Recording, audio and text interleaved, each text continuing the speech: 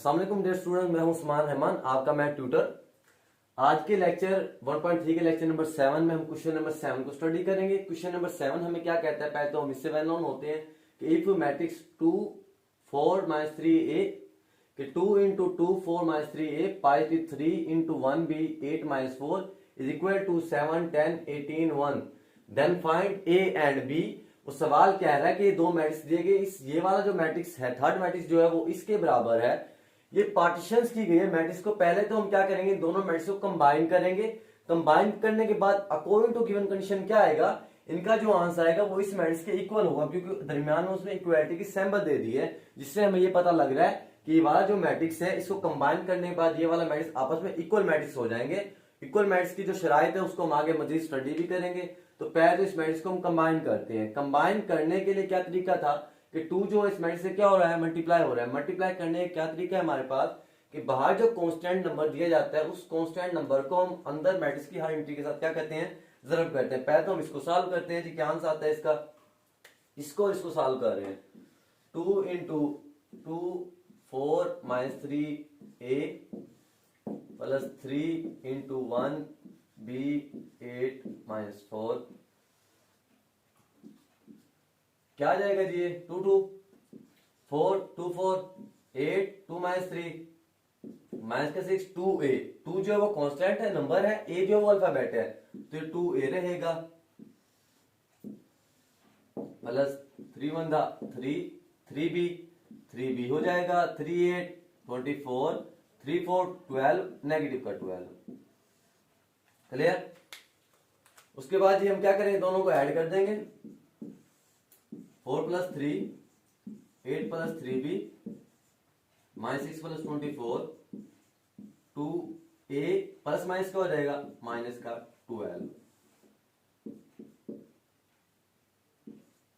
आगे जी क्या सॉल्व हो गए, 4 प्लस 3 कितना हो जाएगा जी 7, 8 प्लस 3b वैसे का वैसे क्यों नहीं ऐड कर सकते, क्योंकि दोनों की जो रेशो है दोनों 3b और चीज है 8 और चीज है। 3b के अंदर एक कांस्टेंट नंबर भी है और एक अल्फाबेट भी है, मतलब ये जो 3 है न्यूमेरल है, b क्या कांस्टेंट है, तो कांस्टेंट के साथ क्या न्यूमेरल भी है। या 3 के साथ कोई और नंबर होता तो हम 8 प्लस 3 38 होता है 39, तो हम ऐड कर पाते। अब 8 जो है वो और चीज है, 3b और चीज है, दोनों की जो क्वांटिटी या क्वालिटी है सेम नहीं है, तो हम दोनों क्या नहीं कर सकते, ऐड नहीं कर सकते। माइनस 6 प्लस 24 दोनों क्या है आपके पास, नंबर्स है, न्यूमेरल्स है, इनको कर सकते हैं।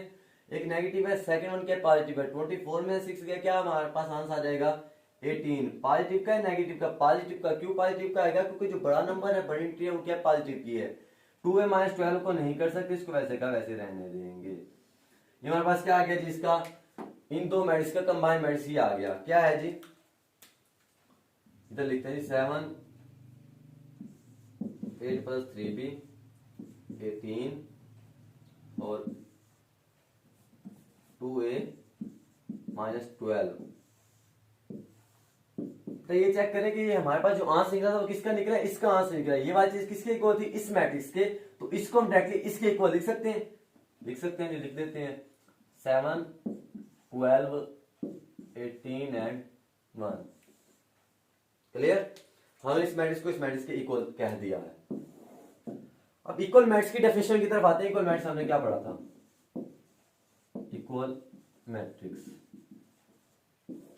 उसने क्या कहा है कि दोनों मैट्रिक्स इक्वल हैं। इक्वल की पॉसिबिलिटीज क्या होती हैं, इक्वल होने के लिए फर्स्ट ऑफ ऑल क्या होना चाहिए, दोनों मैट्रिक्स का ऑर्डर सेम होना चाहिए। अब इसका देखिए, इसका ऑर्डर कितना है, एक एंट्री, ये दूसरी एंट्री, एक ही एंट्री, क्योंकि इनके दरमियान में कोई गैप नहीं है, सब्ट्रैक्शन या एडिशन की सिंबल यूज की गई है। R1 R2 C1 and C2, मतलब इसका जो ऑर्डर है, दो रो है दो कॉलम है, तो इसका ऑर्डर कितना बन जाएगा हमारे पास 2/2 का। इसका ऑर्डर भी कितना बन जाएगा R1 R2 C1 and C2 2/2 का। इक्वल मैट्रिक्स की जो फर्स्ट कंडीशन थी वो क्या थी कि इनका ऑर्डर सेम होना चाहिए, order of matrix will be equal. Second हमारे पास जो उसकी कंडीशन होती है वो क्या होती है कि उसकी करस्पॉन्डिंग एंट्रीज का सेम होना जरूरी है। करस्पॉन्डिंग एंट्रीज क्या होती है कि अगर फर्स्ट मैट्रिक्स है, फर्स्ट मैट्रिक्स की जो R1 है सेकंड मैट्रिक्स की R1 के बराबर होनी चाहिए। मतलब जो R1 है, R1 की पहली एंट्री क्या है 7, तो इसके बराबर ये भी क्या है 7 है। 8 प्लस 3 भी किसके बराबर होनी चाहिए, 10 के बराबर होनी चाहिए। 18 किसके बराबर होनी चाहिए? 18 के बराबर होनी चाहिए, जो बजाहिर आपको नजर भी आ रही है। 2a माइनस 12 किसके बराबर होनी चाहिए? 1 के बराबर होनी चाहिए। मतलब ये सेकंड कंडीशन है, वो क्या है? करस्पॉन्डिंग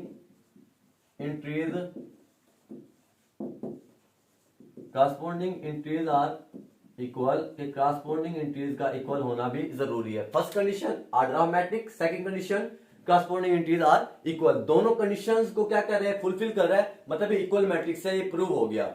अब अपने क्वेश्चन की तरफ आते हैं। क्वेश्चन के अंदर उसने हमसे क्या पूछा है? क्वेश्चन के उसने अंदर हमने इससे ये पूछा है कि then find A and B, A और बी को फाइंड आउट करें।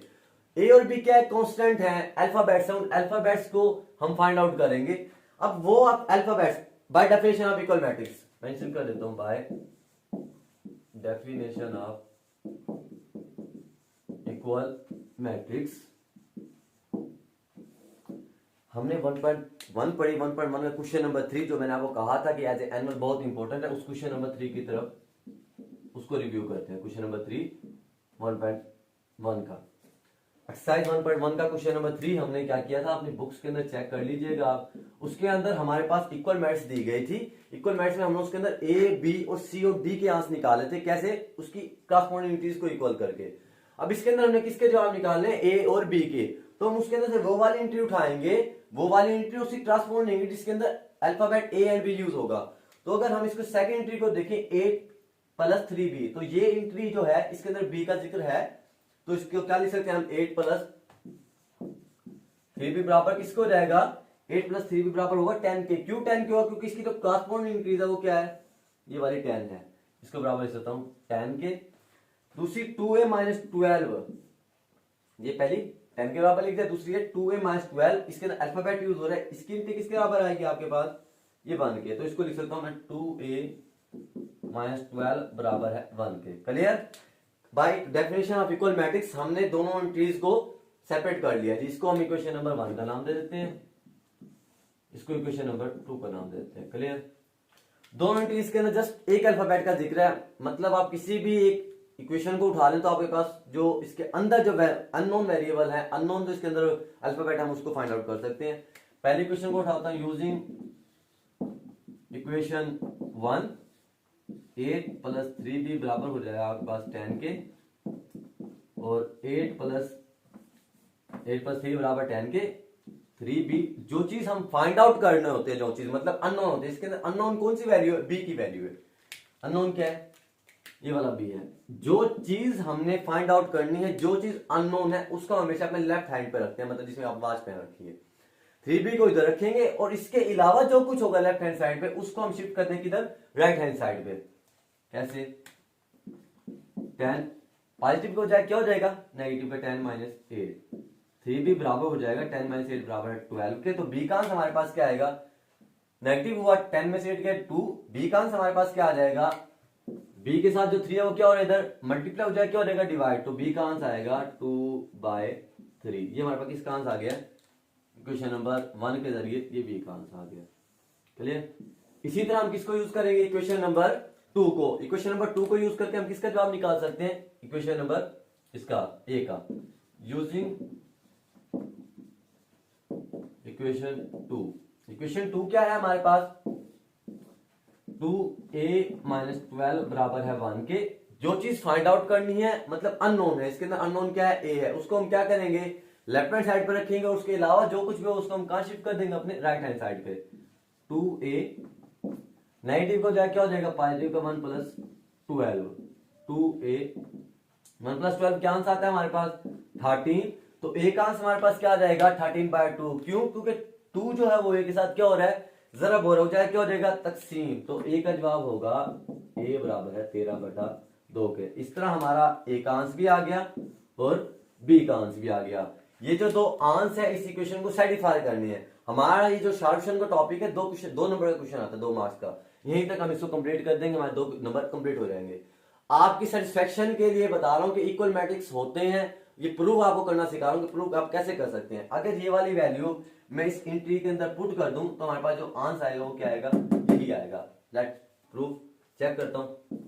क्वेश्चन का पार्टिंग एक्स्ट्रा करवा रहा हूं आपको। प्रूफ 8 + 3b बराबर है 10 के। ऐसे हमने बी का आंसर क्या निकाला वो पुट करता हूं इसके अंदर, 8 + 3 बी का आंसर निकाला हमने 2/3 10।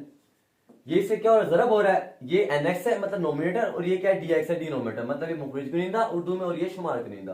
अब इनमें कट आउट हो जाएंगे, ऊपर क्या बच जाएगा 2/1। 2/1 किसके इक्वल होता है, 2 ही के इक्वल होता है, क्योंकि डिनोमिनेटर में अगर 1 आता है तो वो कोई वैल्यू नहीं रखता।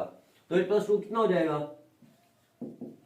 बराबर है 10 के। तो 8 + 2 कितना हो जाएगा 10, 10 बराबर हो गया 10 के। मतलब जो ये नंबर्स जो है वो इस इक्वेशन को सेटिस्फाई करते हैं। जो हमने जो इक्वेशन लिखी थी ये बिल्कुल करेक्ट थी। क्यों करेक्ट थी, क्योंकि इक्वल मैट्रिक्स थे। ये हमारा प्रूफ हो गया, क्लियर। इक्वेशन 2 को प्रूव करते हैं, 2a - 12 बराबर है 1 के। 2a - 12 बराबर है 1 के। a की वैल्यू कितनी है हमारे पास 13/2 माइनस का 12 बराबर है 1 के। 2 से 2 कैंसिल आउट, क्या गया 13 - 12 बराबर है 1 के। 13 में से 12 गया 1, 1/1, सॉरी 1 = 1। अब ये देखिए दोनों का जवाब सेम है, जवाब सेम मतलब इस इक्वेशन को क्या कर रहा है, ये सेटिस्फाई कर रहा है। ये था जी हमारा क्वेश्चन नंबर 7, जिसके अंदर हमने by definition of equal matrix हमने दो वैल्यू निकालनी थी अननोन। वो क्या थी, ए और बी। हमने पहले क्या किया, उसको कंबाइन किया, दोनों मैट्रिक्स को मल्टीप्लाई करने के बाद कंबाइन किया। कंबाइन करने के बाद क्या किया हमने, उसको ऐड कर दिया। ऐड के बाद हमारे पास एक प्रॉपर आंसर, एक प्रॉपर सिंगल मैट्रिक्स बन गया।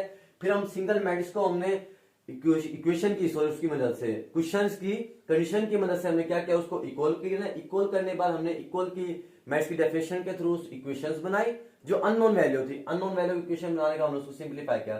सिंप्लीफाई करने के बाद हमारे पास जो अननोन वैल्यूज थी ए और बी की हमने वैल्यूज निकाली, और जो वैल्यूज निकाली वो बिल्कुल करेक्ट निकाले। क्यों करेक्ट निकाली है और कैसे पता लगा हमने करेक्ट निकाले, क्योंकि हमने जो नीचे प्रूव किया है वो ऊपर वाले जो इक्वेशन को सेटिस्फाई करता है मुकम्मल तौर पे। इस तरह हमारा क्वेश्चन नंबर 7 कंप्लीट हुआ, क्लियर।